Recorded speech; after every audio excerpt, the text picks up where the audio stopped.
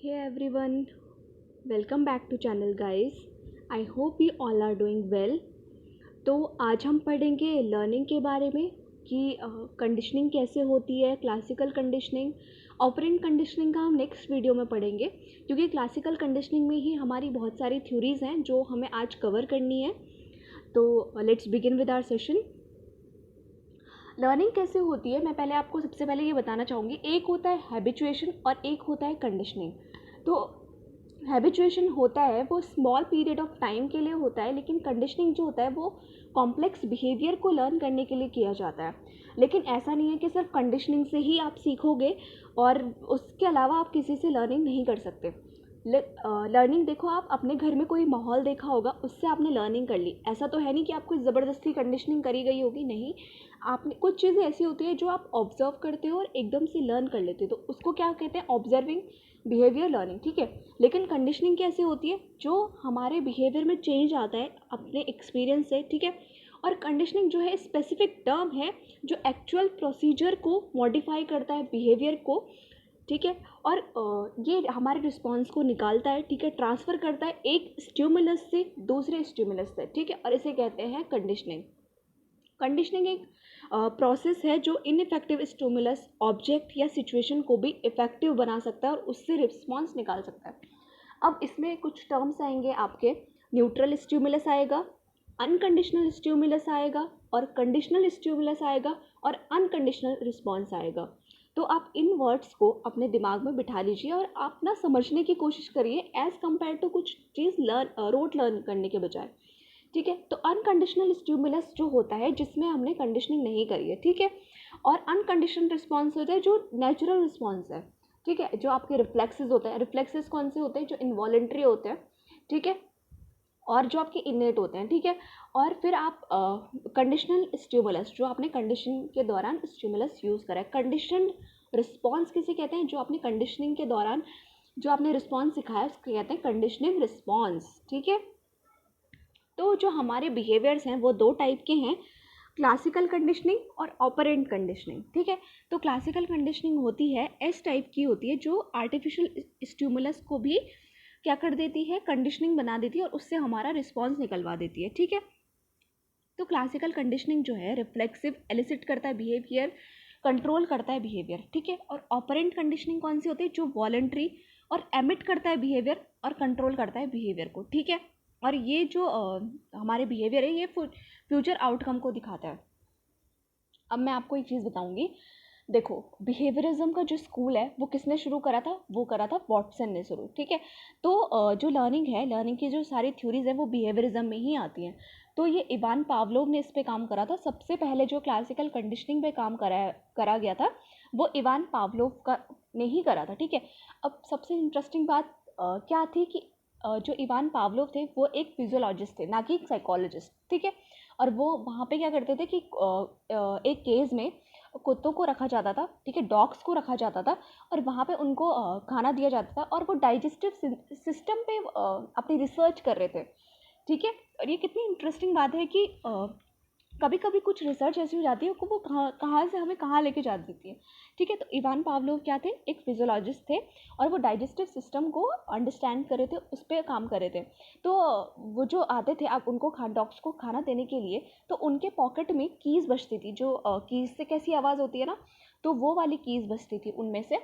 तो वो शुरू में तो इवान पावलोव को लगा कि जो ये कीज़ बज रही हैं ये इसमें से मतलब जो डॉग है उसकी जो डाइजेशन सिस्टम है उस पर कुछ अंतर पड़ रहा है.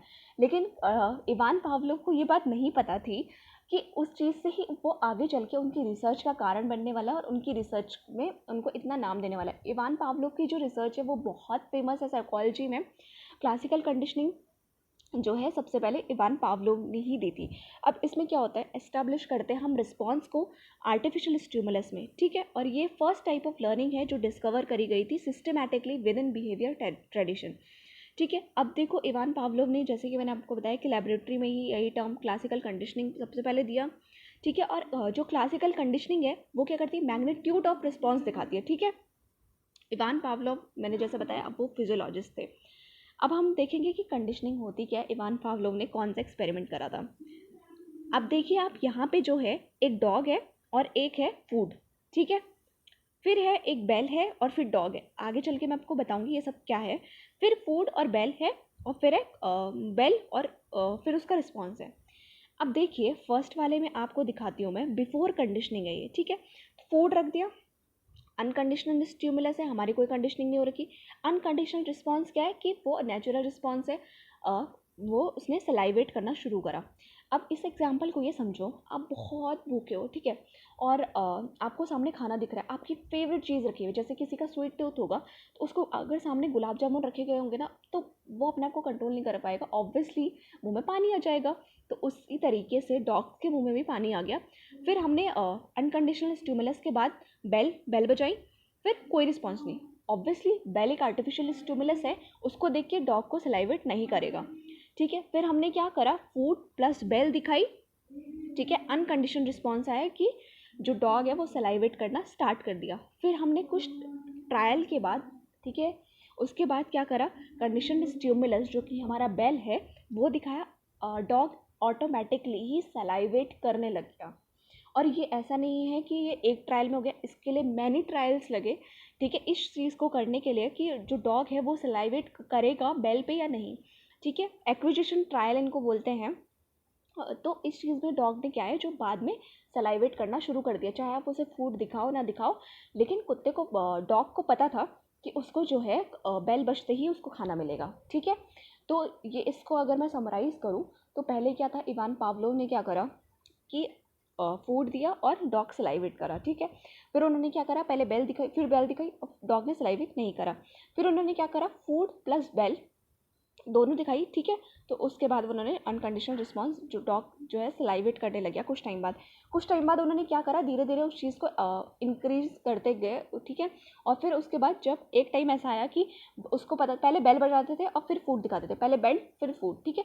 तो फिर पता चल गया कि जो है फूड आने वाला है डॉग्स को। अब आपने ये चीज़ अपनी रियल लाइफ में देखी है कि ऐसा कुछ होता है, जैसे हमारे घर वाले कभी बाहर गए, हमारे पेरेंट्स कभी बाहर गए, तो हम अगर उनका बहुत बेसब्री से वेट करें, चलो आजकल हम देख लेते हैं ज़ोमैटो और स्विगी वाले को देख लेते हैं, और हम जो है हमें बहुत ज़ोरों से भूख लगी हुई है, ठीक है, लेकिन जैसे ही बेल बजती है तो हमारे मुंह में पानी आने लग जाता है, ओह खाना आ गया, ठीक है।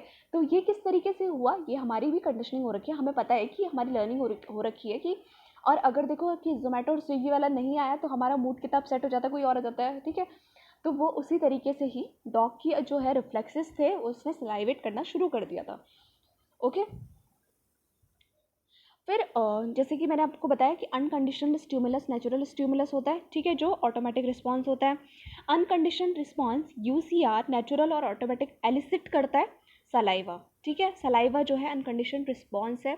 कंडीशन स्टिमुलस क्या है, कंडीशन स्टिमुलस जो है ऑटोमेटिक रिस्पॉन्स जो एलिसिट नहीं करता।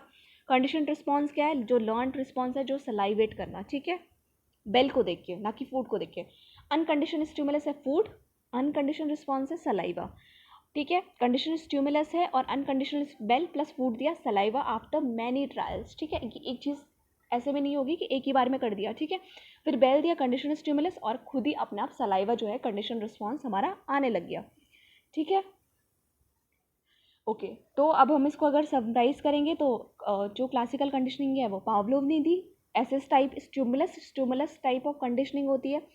पैसिव कंडीशनिंग होती है, एक्टिव लर्निंग तो नहीं है ना, ये पैसिवली हो रहा है, डॉग्स को तो नहीं पता ना उसके साथ क्या हो रहा है, वो बिल्कुल एक्टिव तो नहीं है ना इस चीज़ को लर्न करने के लिए, जैसे कि ऑपरेंट कंडीशनिंग में होता है वो, उसमें हमें एक्टिव लर्निंग होती है।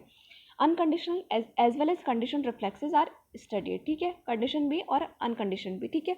इसमें बिहेवियर जो है एलिसिट होता है, स्ट्रेंथ मैग्नीट्यूड ऑफ रिस्पॉन्स और टाइप एस लर्निंग है।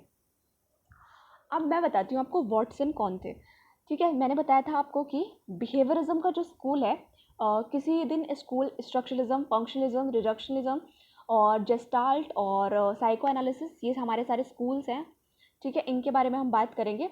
तो वॉटसन जो है बिहेवियरिज्म से रिलेटेड थे।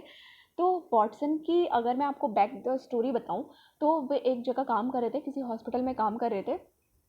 तो लेकिन वॉटसन का जो है किसी और के साथ अफेयर चल रहा था, तो उस वजह से उनको निकाल दिया गया था बाद में, ठीक है। तो वॉटसन एक्स्ट्रा मैरिटल अफेयर चल रहा था। तो वॉटसन ने जो था वो टबुला रासा जो कॉन्सेप्ट है जॉन लॉक का, उस पर काम करा था। अब जॉन लॉक कौन थे? टबुला रासा का मतलब क्या है? टबुला रासा एक कॉन्सेप्ट है जिसमें ये बताया जाता है कि every individual is like clean slate, ठीक है। जो मतलब हम आते हैं इस दुनिया में वो क्लीन स्लेट लेके आते हैं और इस पर तुम्हें जो लिखना है लिखो, हम उस तरीके से बन जाएंगे, ठीक है। तो हम क्लीन स्लेट की तरह पैदा होते हैं, ये जॉन लॉक का कॉन्सेप्ट था। तो इसी कॉन्सेप्ट पे वॉटसन ने काम करा। इसका मतलब क्या है कि वॉटसन ने इस तरीके से काम करा, उन्होंने बोला था कि मैं कंडीशनिंग करूँगा, ठीक है, और उसके बाद काउंटर कंडीशनिंग भी करूँगा। मतलब कि मैं एक रिस्पॉन्स सिखाऊंगा और उसके बाद उसको भूल जाना भी सिखाऊंगा। तो वॉटसन ने एक जो एक्सपेरिमेंट था, मतलब बहुत मैं बोलूँगी कि इस चीज़ का बहुत क्रिटिसिज्म भी हुआ था और क्रिटिसाइज इस चीज़ को बहुत करना चाहिए, क्योंकि वॉटसन ने जो है 11 ईयर ओल्ड लिटिल एल्बर्ट को लिया था, जो एपिलेप्सी के चाइल्ड थे। वहाँ जो हॉस्पिटल में नर्स काम कर रही थी वो उनका बच्चा था और उसको बहुत ब्लैकमेल करके वॉटसन ने उसके बच्चे को ले लिया था लर्निंग के लिए, उस पर एक्सपेरिमेंट करने के लिए। बाद में तो खैर वो जो नर्स थी वो कहीं और मूव हो गई थी इस वजह से, क्योंकि उसको पता चल गया था कि मेरा बच्चे जो है वो डेंजर में है, ठीक है। तो 11 month old epilepsy child little Albert पे रिसर्च करी थी वॉटसन ने। तो वॉटसन ने एक एक्सपेरिमेंट करा था उनके साथ कि जो रैट्स थे, वाइट रैट्स, ठीक है। तो बेचारा 11 मंथ ईयर ओल्ड बच्चा है, उसको कोई फियर नहीं होगा जब तक आप उसे बताओगे नहीं कि उसको फियर है कि नहीं, ठीक है। डर हम कैसे बताते? कुछ चीज़ों से तो देखो, जो डर है हमारा रिस्पॉन्स है वो है, जैसे आप तेज़ आवाज़ करोगे उनसे, उन चीज़ों से डर लगता है बच्चों को, ठीक है। एकदम से कुछ अचानक से कुछ हो गया तो उस चीज़ से डर लगता है। लेकिन कुछ चीज़ें ऐसे होती हैं जो बच्चों को नहीं पता होता है, हमें बाद में लर्न कर जाती है। जैसे छिपकली मैं बताना चाहूँगी, जैसे लिजर्ड होती हैं, तो उनसे मेरे को बचपन में डर नहीं था, लेकिन बाद में जो है मेरे को इस तरीके से बनाया गया कि हाँ ये मतलब ये थोड़ा डेंजरस है और मेरे साथ वालों से, तो मुझे भी उनसे ऑटोमेटिकली ही डर लगने लग गया। तो लिटिल एल्बर्ट के साथ भी सेम चीज़ हुई। तो इस चीज़ में क्या क्या मैं आपको बताऊंगी। वाइट रैट्स, ठीक है, और बच्चा है, ठीक है। फिर क्या करा उसने? हैमर, ज़ोर से आवाज़ करी हैमर से, हथौड़े से। वॉटसन ने आवाज़ करी और बच्चा का नेचुरल रिफ्लेक्स क्या था? अनकंडीशनल रिस्पॉन्स था रोना, डर। अब ऑब्वियसली डर आएगा बच्चों के सामने, इतना छोटा बच्चा है 11 मंथ का, जो 1 साल का भी नहीं हुआ है, तो उसको डर लगेगा ऑब्वियसली। कभी अपने छोटे बच्चों को देखा, अगर आप उनके सामने ज़ोर से चिल्ला भी दो वो तो वैसे ही डर जाते हैं, ठीक है। तो जो लिटिल एल्बर्ट था वो उससे डर गया। पर कंडीशनिंग के दौरान क्या करा गया? बार बार न्यूट्रल स्टिमुलस, बार बार वाइट रैट को दिखाया गया और फिर अनकंडीशनल स्टिमुलस यानी कि हैमर को प्रेस कर दिया, बच्चा अपना आप ही अनकंडीशनल रिस्पॉन्स सीख गया, ठीक है। तो इसका मतलब क्या था कि बच्चे को ये लग रहा था कि वो वाइट रैट नॉइज़ कर रहा है, ना कि जो हैमर है वो। तो ऑटोमेटिकली बेचारे लिटिल एल्बर्ट को वाइट रैट से ही, वाइट चीज़ों से ही इतना डर लगने लग गया कि वो उसको देखते ही चिल्लाने लग जाता था, ठीक है। उसके बाद जब धीरे धीरे जब ये कंडीशनिंग होती गई, जो वॉटसन थे वो उन्होंने कहा था कि वो काउंटर कंडीशनिंग भी करेंगे, लेकिन वो काउंटर कंडीशनिंग नहीं कर पाए उस बच्चे की, और उस बच्चे को शायद उस डर के साथ हमेशा रहना पड़ा होगा या नहीं। काउंटर कंडीशनिंग जो था वो जो प्रिंसिपल है वो किसी और ने दिया है, वो मैरी कोवर्ट जोन्स ने दिया है। वो मैं आपको बताऊंगी, वो लिटिल पीटर एक्सपेरिमेंट है, उन्होंने काउंटर कंडीशनिंग दिया है। वॉटसन चाहते तो थे काउंटर कंडीशनिंग, लेकिन वो फेल कर पाए, वो उस पर नहीं पहुंच पाए, ठीक है। तो इसके बारे में हम बात करेंगे। और अब कल हम पढ़ेंगे अपने ओपरेंट कंडीशनिंग, और ठीक है। फिर थॉर्नडाइक भी आए थे। थॉर्नडाइक ने, जो मैंने आपको बताया था कि वो law of effect, law of readiness और लॉ ऑफ प्रैक्टिस दिया था। बाद में जो है लॉ ऑफ इफेक्ट ही था और लॉ ऑफ रेडीनेस और लॉ ऑफ प्रैक्टिस को हटा दिया गया था, ठीक है। और रीइंफोर्समेंट का कॉन्सेप्ट भी सबसे पहले थॉर्नडाइक ने ही दिया था। और ऐसे कौन सा आपको क्वेश्चन आ सकता है कि ऐसे कौन से साइकोलॉजिस्ट थे जिन्होंने न्यूरल कनेक्शन को नर्वस सिस्टम को स्टडी करा था? तो फर्स्ट साइंटिस्ट जो हमारे थे वो थे Thorndike. I hope you all liked this session. Thank you so much guys. Do follow me on Instagram. Thank you so much.